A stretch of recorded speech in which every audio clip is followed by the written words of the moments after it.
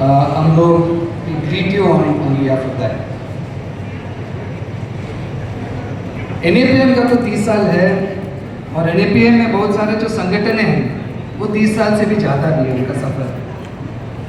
Communist movement का तो 100 साल का एक मूवमेंट है, कांग्रेस पार्टी तो उससे भी पुराना उनका एक सफ़र रही है।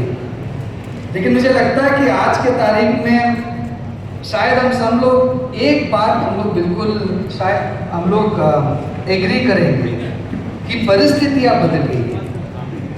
जिस तीव्रता के साथ रूलिंग क्लास का एक पूरा असॉल्ट, एक अटैक लोगों पर था, उसका स्वरूप आज बदल रही है।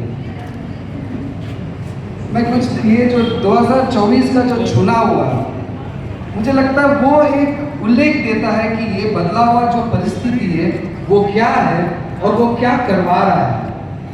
ये शायद पहली बार हम देखें जो 2024 के लोकसभा चुनाव हुआ, उसमें 3 चीजें जो हुई बहुत ही महत्वपूर्ण रहा। एक, ऑपोजिशन का यूनिटी इंडिया के तहत। शायद ही इतने साल में इतने सारे ऑपोजिशन के पार्टीज एकत्रित होकर चुनाव लड़े, ये चीज हमसे शायद कभी देखे नहीं। वो एक बहुत ही महत्वपूर्ण डेवलपमेंट था। दूसरा चीज जो हम देखे कि जो भाजपा ने कहा कि वो 400 पार करेंगे, 240 भी पार नहीं कर पाई, और वो उनका जो एक घमंड थी, वो घमंड पर एक बहुत बड़ा एक बात थी। लेकिन तीसरा जो मुझे लगा सबसे महत्वपूर्ण जो भी हम बोल सकते हैं, इस चुनाव में अगर भाजपा इतना जीत नहीं पाई जितना पॉलिटिकल पार्टीज का एक रोल रही, उतना ही एक रोल जन आंदोलन का था। और ये हम देश भर में देखे कि जन आंदोलन सब इकट्ठा होकर तय किए कि इनको कैसे भी हमको हरानी है। मुझे लगता है ये चीज अगर हम देखेंगे तो ये क्यों जिन पार्टियों को अपने बीच में जो लड़ाई झगड़ाई चलती है वो क्यों एकत्रित हुई। मेधाताई ने एक बात कही कि जन संगठनों को पॉलिटिक्स से भेद नहीं है, लेकिन एक जमाना था जहां पर जन संगठन को जो मेन स्ट्रीम बोलते थे, हम भी उस जमाने में थे जन आंदोलन में, तो हम बोल ही सकते ये बात। ये लगता था कि नहीं, पॉलिटिक्स से हम लोगों को दूर रहना है, ये पॉलिटिक्स में जो लोग इनसे हम लोग भरोसा नहीं कर सकते, ये एक बात चलती थी जन आंदोलन में। लेकिन वो भी एक चीज इस बात बदला, और मुझे लगता है कि वो बदला हुआ परिस्थिति जो आज देश का है, इस चीज को हमको समझना है। आप लोग 3 दिन से जो बात की है, जो मेरे ने आपको बोले थे, दलित से लेकर आदिवासी आज पीड़ित है। देश में कोई फैक्ट्री में एक मजदूर से लेकर किनारों पर एक फिश वर्कर, वो भी पीड़ित है, महिलाएं भी पीड़ित है, लैंगिक अल्पसंख्यक भी पीड़ित है। आप देखेंगे कुछ राज्यों में एक कंप्लीट कम्युनिटी मणिपुर की तरह वहां पर पीड़ित है। आज की तारीख में सब लोग पीड़ित है देश में। एक जमाने में जो एक आंदोलन होता था घर बचाने का, आज पर यह आंदोलन आई है देश बचाने की, संविधान बचाने की। और ये जो फर्क है मुझे लगता है हमको समझना है। पार्टी से तो हम लोग बिल्कुल बोलते हैं कि आज देश में जो एक माहौल है ये फांसीवाद है, और इस फांसीवाद का ये नतीजा है कि कोई भी व्यक्ति इस देश में आज चैन से नहीं जी पाएगा। कोई भी पार्टी हो या जन आंदोलन हो, वो भी कोई चैन से नहीं रह सकते। आंदोलन करना दूर, आंदोलन के बाद उठाएंगे तो आप ऊपर केस, जेल, ये सारे बातें आज चल रही है। तो ये जो आज देश का एक बदलाव हुआ परिस्थिति है, मैं उसके बारे में 2-3 चीजें कहना चाहता हूँ। आज अगर हम कह रहे हैं कि देश में फांसीवाद है, उसका मतलब क्या है, उसका जड़ कौन सा है। दुनिया में आप देखेंगे तो इटली में एक जमाने में फांसीवाद था, जर्मनी में एक जमाने में फांसीवाद था, स्पेन में भी था, लेकिन वो सब गुजर कर ऑलमोस्ट 80 साल, 90-100 साल हो गए। आज जो देश में हमको दिख रही है, ये एक नया वर्जन है, you can say the Indian version of fascism को हम लोग आज देख रहे हैं। और उसका जड़ जो है, उसका जड़ इस देश की जमीन पर है। बाबा साहब अम्बेडकर ने एक बात कही थी, और ये मुझे लगता है बहुत लोग भूल जाते हैं। जब संविधान को उस देश को उन्होंने अर्पित किया था, उन्होंने हम लोगों को कुछ वार्निंग्स दी थी, इसके बारे में बाद में बोलूंगा, लेकिन एक वार्निंग उन्होंने कहा कि this democracy is just the top dressing of a society that is basically an undemocratic soil. इस देश में डेमोक्रेसी है ही नहीं, और हम जो आज डेमोक्रेसी लाना चाहते हैं वो एक टॉप ड्रेसिंग है। तो देश का ये जो परिस्थिति क्यों है, तो इसलिए हम कह रहे हैं जो फांसीवाद को अगर हम समझना है, फांसीवाद का जड़ जो है देश में जो जाति व्यवस्था है उसमें है, देश में जो पितृ प्रधान व्यवस्था पहले से ही उसमें है, और देश में पूरा जो फ्यूडलिज्म है उसमें है।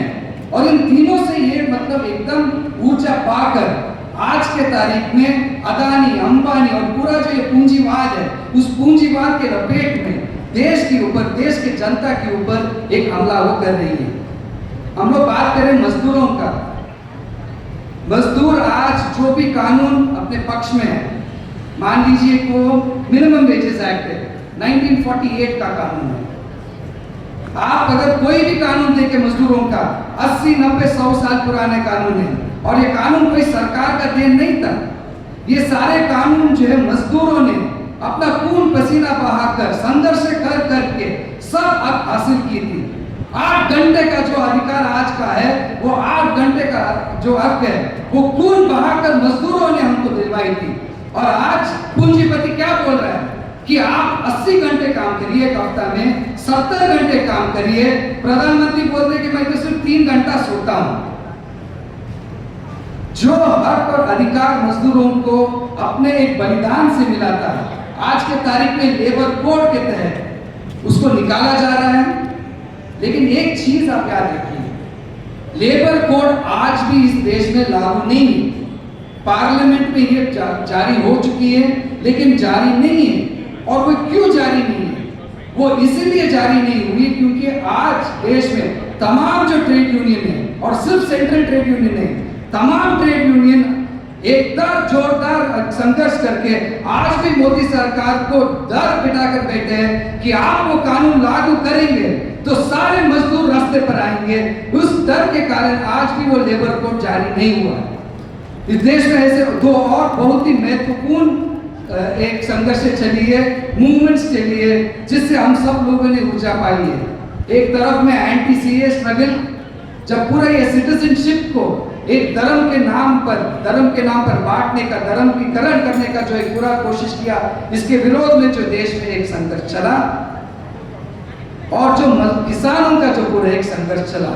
तो एक तरफ जब ये पूरा एक फैसिस्ट हमला हो रहा है, दूसरी तरफ लोगों का एक आक्रोश, पॉलिटिकल पार्टियों का आक्रोश, जन संगठनों का आक्रोश, वो एक माध्यम रहा जिससे सरकार को हम अभी चुप बिता रहे हैं।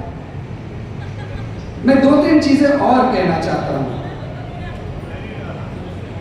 आज की तारीख में हम लोग अभी अपने पार्टी से पिछले 4 महीने बिहार में एक पूरा एक अभियान चलाए थे, बिहार बदलो न्याय यात्रा करके, और 2 तारीख को पटना की गांधी मैदान में वो बड़ी एक वहां पर सभा चली।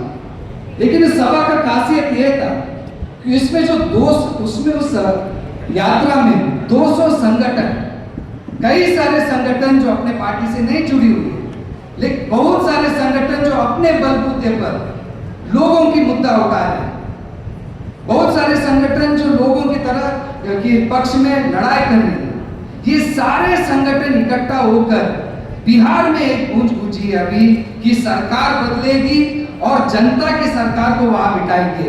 और मुझे लगता है कि वो जो एक बात बिहार में हुई है, ये देश भर में होने का एक बहुत ही एक जरूरी बात है। आज हम बात कर रहे हैं कि पॉलिटिकल पार्टी और जन आंदोलन क्या कर सकती है संविधान और डेमोक्रेसी को बचाने के लिए।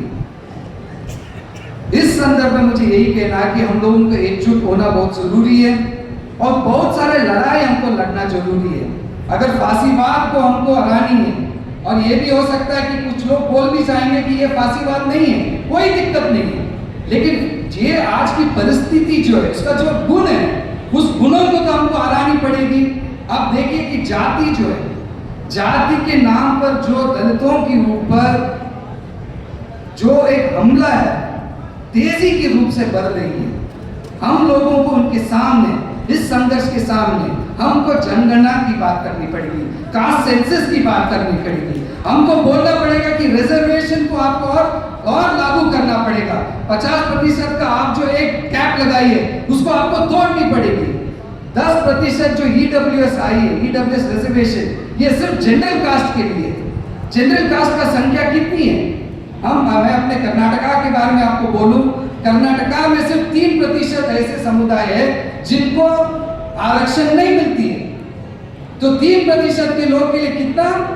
10%। और जो मेजॉरिटी लोग हैं उनके लिए सिर्फ 50%। ये अन्याय हमको रोकनी चाहिए। तो ये जो फासीवाद का विरोध का एक संघर्ष है, ये जाति का विरोध का एक संघर्ष है। अगर हम लोगों को जाति को एनालाइज करनी है, जैसे बाबा साहेब अम्बेडकर ने कहा, तो हमको बिल्कुल ये सारे मांगे अपने को रखनी पड़ेगी। फासीवाद का विरोध लड़ना मतलब पितृ प्रधान व्यवस्था जो है उसको संपूर्ण रूप से डिस्ट्रॉय करना। आज भी देखिए जो कानून आ रही है, यूसीसी करके जो उत्तराखंड में कानून आई है, बहुत लोगों को लग रहा है कि ये सिर्फ मुसलमान और जो धार्मिक अल्पसंख्यक इनकी विरोध का एक कानून है। ये सिर्फ इतना ही नहीं है, महिलाओं का अपना जीवन कैसे चलाएंगे वो पूरा एक स्वतंत्रता उनके हाथ से छीना जाना वाला एक कानून है। और जो उत्तराखंड में किया, देश भर में वही कानून लाना चाहते हैं। महिलाओं का कोई भी स्वातंत्र वो नहीं देना चाहते हैं। तो फासिज्म के विरोध में लड़ना मतलब ये व्यवस्था के विरोध में लड़ना। बहुत सारे जो संघर्ष चल रहे हैं, ये मेरी आखिरी बात है, संजय मुझे बोलने से कह रहे, मैं खत्म करता हूँ। ये सारे जो एक संघर्ष चल रहे जन आंदोलन का बहुत ही महत्वपूर्ण है। बहुत सारे आंदोलन में हम भी साथ में खड़े रहते हैं, पार्टी के नाम पर भी खड़ा रहते हैं, वकील के तौर पर खड़ा रहते हैं, हम लोगों के स्टूडेंट ऑर्गेनाइजेशन के नाम पर खड़ा रहते हैं, हम लोगों के मजदूरों के, किसानों के संगठन के नाम पर हम लोग खड़ा रहते हैं। लेकिन मेरा बस एक ही चिंता रहता है कि अगर हमको जंगल बचानी है, अगर हमको जल बचानी है, अगर हमको जमीन बचानी है, अगर हमको अपनी हक और अधिकार को बचानी है, तो ये सारे जो संघर्ष चल रही है, ये पूंजीवाद के विरोध के संघर्षों की एक दायरे में आना ही पड़ेगा। हमको पूंजीवाद भी चाहिए और न्याय भी चाहिए। पूंजीवाद भी चाहिए, जंगल को भी बचानी है, पूंजीवाद भी चाहिए, भाजपा को भी हराना है, फासिज्म को हराना है। ये बिल्कुल नहीं हो सकता है। अगर इस देश में सारे अल्पसंख्यक, सारे शोषित, सारे मजदूर वर्ग अगर वो चैन की जिंदगी जीना है, तो ये पूंजीवाद के विरोध की लड़ाई, मोदी अदानी की विरोध की लड़ाई, फैसिज्म की हराने की लड़ाई, ये लड़ाई को हम सबको एकत्रित होकर लड़ना पड़ेगा। बिल्कुल हम लोग अपने पार्टी से इस संघर्ष में हम लोग है, सबके साथ है और सबके साथ रहेंगे। इनकलाब जिंदाबाद। बहुत बहुत शुक्रिया कीर्तन भाई। फासीवाद और पूंजीवाद की लड़ाई हम पुरजोर तरीके से लड़ेंगे, जन आंदोलन और राजनीतिक दल मिलकर लड़ेंगे। CPI-ML लिबरेशन की ओर से उन्होंने अपनी बात रखी। इसके बाद ऑनलाइन डॉक्टर अशोक ढवरे साहब